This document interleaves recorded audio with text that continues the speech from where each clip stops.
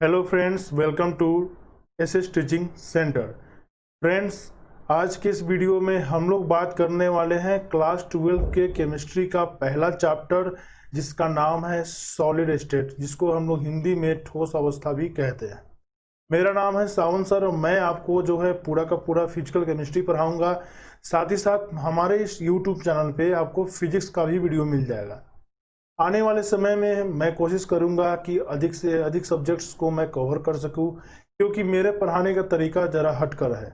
आप इस वीडियो में अगर अंत तक जुड़े रहेंगे तो आपको समझ में आ जाएगा कि मेरे पढ़ाने का तरीका क्या है और मैं कंसेप्ट्स को कैसे समझाता हूं। तो अगर आपको वीडियो अच्छा लगे तो लाइक ज़रूर कीजिएगा, और यदि हमारा चैनल अच्छा लगे तो आप इसे सब्सक्राइब जरूर कर लीजिएगा। तो चलिए शुरुआत करते हैं हम लोग ठोस अवस्था की। ठोस अवस्था में सबसे पहले हम लोग बात करेंगे, एकदम बेसिक से चलेंगे, एकदम लो लेवल से। तो सबसे पहले बात करेंगे हम लोग द्रव्य की, जिसको हम लोग मैटर कहते हैं। तो मैटर को हम लोग समझते हैं। तो मैटर का परिभाषा आपके सामने रहा यहाँ, कि द्रव्य वह है जिसमें द्रव्यमान होता है, जो स्थान घेरता है, जो रुकावट पैदा करता है, जो घटक कणों से मिलकर बना होता है, तथा जिसे हम ज्ञान इंद्रियों द्वारा अनुभव कर सकते हैं, जैसे कि हवा, पानी, पत्थर इत्यादि। तो यहाँ पे आप देख सकते हैं द्रव्य का जो डिफिनीशन दिया गया है, इसमें बहुत सारी बातें हैं। तो देखिए, डिफिनीशन को कैसे पढ़ा जाए, साइंस पढ़ने का सही तरीका क्या है, मैं आपको सिखाऊंगा। साइंस पढ़ने का मतलब ये नहीं कि डिफिनीशंस को लिख दिए, उसको बस पढ़ गए या रट गए और उसको फिर एग्जाम में लिख कर एग्जाम पास कर गए। ऐसे साइंस नहीं पढ़ा जाता है। साइंस का मतलब है कि एक कदम पढ़िए और दो कदम सोचिए। देखिए, द्रव्य वो है जिसमें द्रव्यमान होता है। सबसे पहली बात कहा, द्रव्यमान होता है। द्रव्यमान मतलब जैसे कि आप किसी चीज का वजन निकालते हैं तो उसको कैसे निकालते हैं, ग्राम में, केजी में। इस द्रव्यमान का मापन होता है। तो द्रव्य चाहे कोई भी हो, चाहे हवा हो, पानी है, चाहे कोई भी हो, उसमें कुछ ना कुछ द्रव्यमान जरूर होता है। द्रव्यमान वो चाहे टन में हो या केजी में हो या ग्राम में हो। फिर बात करते हैं, द्रव्य वो है जो स्थान घेरता है। द्रव्य का एक और गुण है, वो स्थान घेरता है। कैसे? जैसे दीवार की बात करें तो आप दीवार के आर पार नहीं जा सकते। अगर आप जाओगे तो टकरा कर जो है पीछे आ जाओगे। क्यों? क्योंकि दीवार रुकावट पैदा करता है। पानी भी रुकावट पैदा करती है। पानी में आप तेजी से दौड़ नहीं सकते हैं। आंधी अगर चल रही है और जिधर से हवा आ रही है उसके विपरीत दिशा में अगर आप चलेंगे या साइकिल चलाएंगे तो आप महसूस करते हैं कि हवा के विपरीत दिशा में साइकिल चलाना कितना मुश्किल होता है, क्योंकि हवा भी रुकावट पैदा करती है। क्यों? क्योंकि हवा भी एक द्रव्य है। उसी तरह से यहाँ पे ये वाला भी आप देख चुके, रुकावट पैदा करती है। और अगला सबसे इम्पोर्टेंट बात मेरे फ्रेंड्स, सबसे इम्पोर्टेंट, और वो ये है कि जो द्रव्य होता है वो घटक कणों से मिलकर बना होता है। ये घटक कण क्या होते हैं? हर द्रव्य को अगर आप गौर से देखोगे तो बहुत छोटे छोटे कणों से मिलकर बना होता है। ये कण या तो परमाणु हो सकते हैं, या तो अणु हो सकते हैं, या आयन हो सकते हैं। हम लोग आगे आते हैं। द्रव्य का एक और गुण ये है कि आप द्रव्य को अपनी ज्ञानेंद्रियों द्वारा, आप अपनी ज्ञानेंद्रियों द्वारा उससे अनुभव कर सकते हैं। ज्ञानेंद्रिया मतलब जैसे त्वचा, नाक, आंख, कान, जीभ, इसको हम लोग ज्ञानेंद्रिया कहते हैं। इसके जरिए आप द्रव्य को महसूस कर सकते हैं। वही अगर हम बात करें त्वचा के जरिए, तो आप छू के बता सकते हैं कि कोई चीज कोमल है या कठोर है, गर्म है कि ठंडा है। तो ये भी बातें होती है द्रव्य में। द्रव्य को आप अनुभव कर सकते हैं, द्रव्य को आप देख सकते हैं, सुन भी सकते हैं। जैसे लोहे पे अगर आप किसी चीज से मारेंगे तो टन का आवाज निकलेगा, पत्थर पे मारेंगे तो कुछ और आवाज निकलेगा। तो द्रव्य वो है जिसे हम लोग ज्ञानेंद्रियों द्वारा भी अनुभव कर सकते हैं। तो जो भी बातें हो सकती थी द्रव्य के डिफिनीशन में, मैंने कोशिश किया है सभी चीजों को समाहित करूं। तो फ्रेंड्स, ऐसे ही समझ समझ के हम पढ़ेंगे इस चैप्टर को। चलिए हम लोग अब आगे बढ़ते हैं। और द्रव्य को समझने के बाद अब हम समझेंगे कि द्रव्य तो बहुत सारे हैं। हम अगर नज़र दौड़ाए दुनिया में तो द्रव्य तो पूरा का पूरा द्रव्य भरा है। यहाँ तक कि हमारा शरीर भी द्रव्य है, और हमारे शरीर में भी कई तरह के द्रव्य हैं। तो इस मैटर को, इस द्रव्य को कैसे वर्गीकृत किया जाए, कैसे क्लासिफिकेशन किया जाए, इस पे आते हैं, इस पे चर्चा करते हैं। तो जैसा कि आपके सामने दिख रहा है स्क्रीन पे कि द्रव्यों का वर्गीकरण हम लोग पढ़ेंगे, और इसमें हम लोग पढ़ेंगे कि द्रव्यों का वर्गीकरण दो तरह से होता है।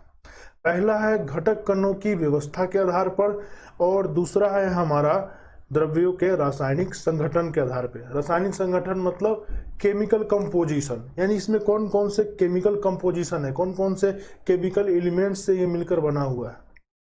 तो सबसे पहला हम लोग देखेंगे घटक कणों के व्यवस्था के आधार पे। मैंने थोड़ा देर पहले ही आपको बताया था कि हर द्रव्य जो है छोटे छोटे घटक कणों से मिलकर बना होता है, बड़ी ही सूक्ष्म होता है। ये घटक कण दिखाई दे भी सकता है या नहीं भी दे सकता है, ज्यादातर केसेस में ये दिखाई नहीं देता है। तो इन घटक कणों को अगर हम लोग गौर से देखें फ्रेंड्स, तो इसके आधार पे हम लोग पहला जो द्रव का प्रकार डिसाइड कर सकते हैं, द्रव्य को पहला जो वर्गीकरण कर सकता है वो है ठोस। ठोस वे है जिसके घटक कण काफी नजदीक होते हैं, बहुत ही नजदीक होते हैं, इसलिए वे ठोस होते हैं। द्रव्य की हम बात करते हैं, द्रव्य वे है जिसके घटक कण काफी दूर दूर होते हैं। आप लोग फोटो में भी देख सकते हैं, मैं पिक्चर भी आपको दिखा रहा हूं।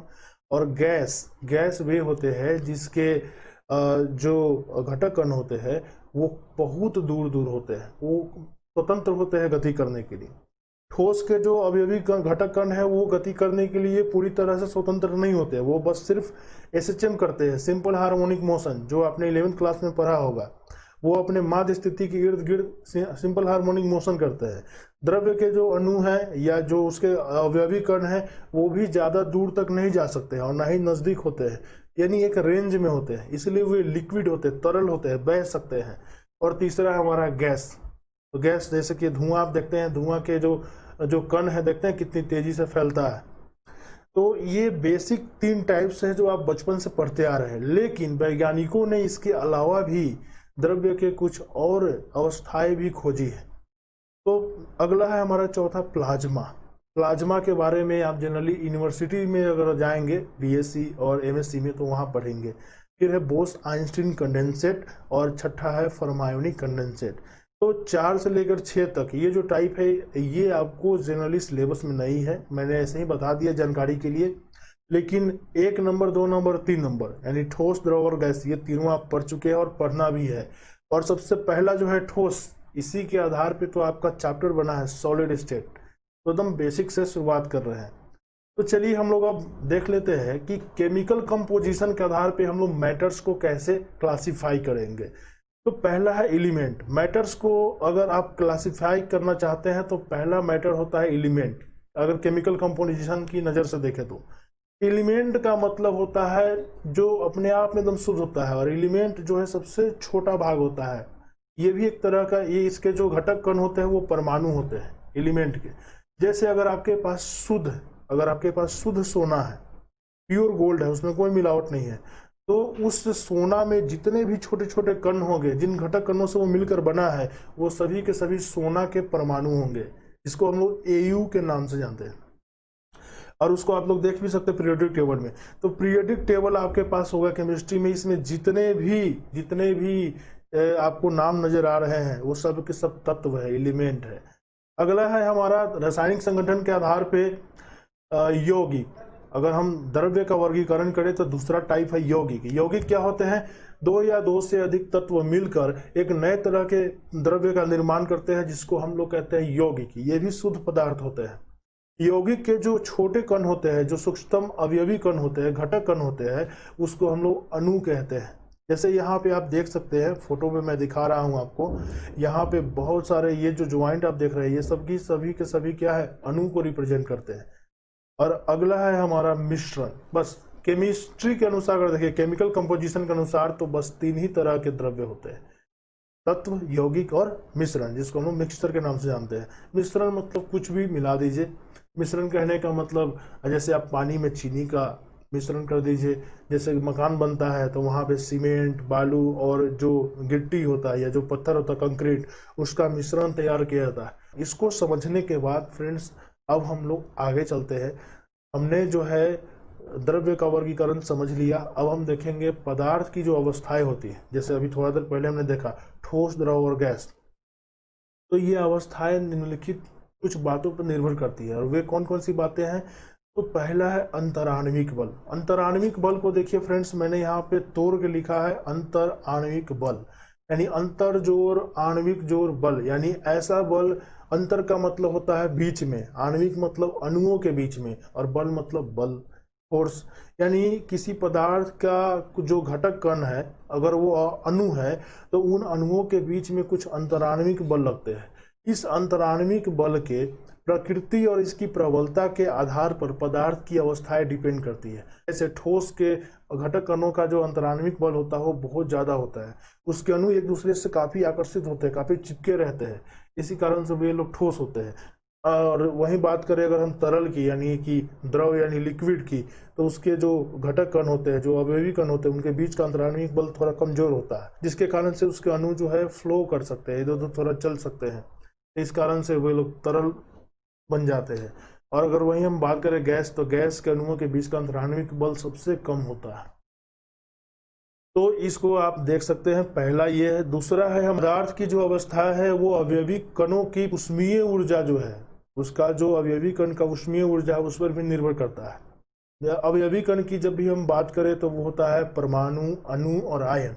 तो किसी पदार्थ की जो अवस्था है वो 1 नंबर वाली बात पे तो डिपेंड करता ही है, साथ ही साथ 2 नंबर वाली जो बात है ऊष्मीय ऊर्जा। जैसे मान लेते हैं आपके पास लोहा है लोहा जनरली सॉलिड स्टेट में रहता है।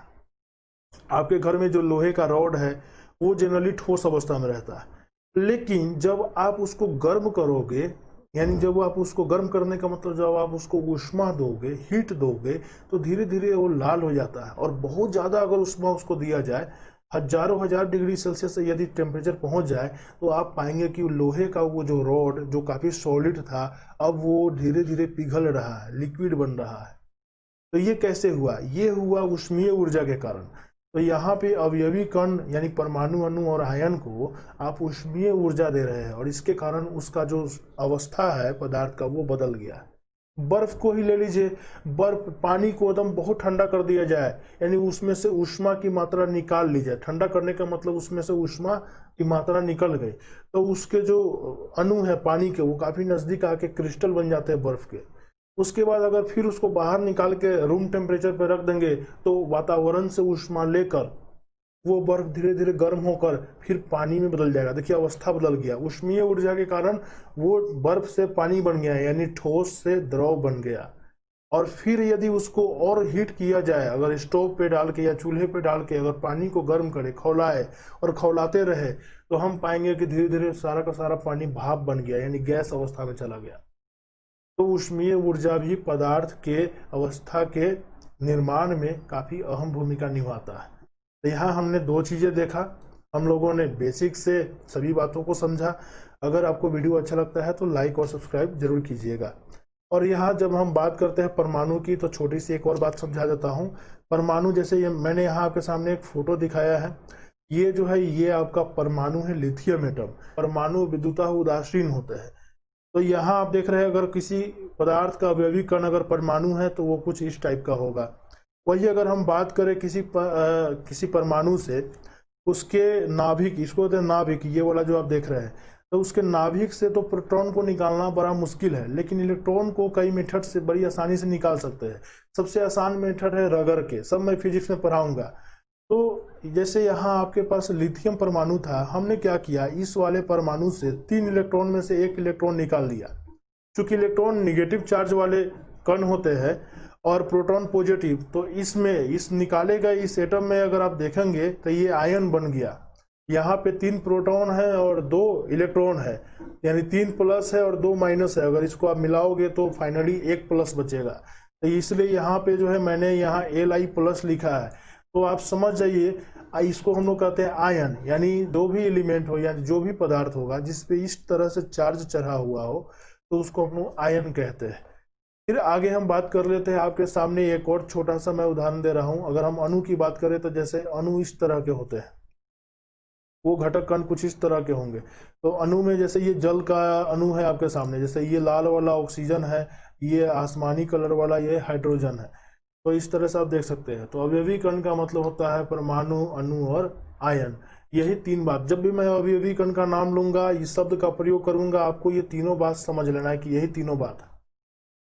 तो आज के इस वीडियो में फ्रेंड्स इतना ही। फिर अगले वीडियो में हम लोग इसमें आगे फर्दर आगे बढ़ेंगे, हम लोग सॉलिड स्टेट में और अंदर तक जाएंगे सिलेबस को, और इसी तरह से बहुत सी अच्छे वीडियोज के माध्यम से मैं आपको पढ़ाने वाला हूँ। तो हमारे चैनल के साथ जरूर जुड़े रहिएगा। तब तक के लिए धन्यवाद।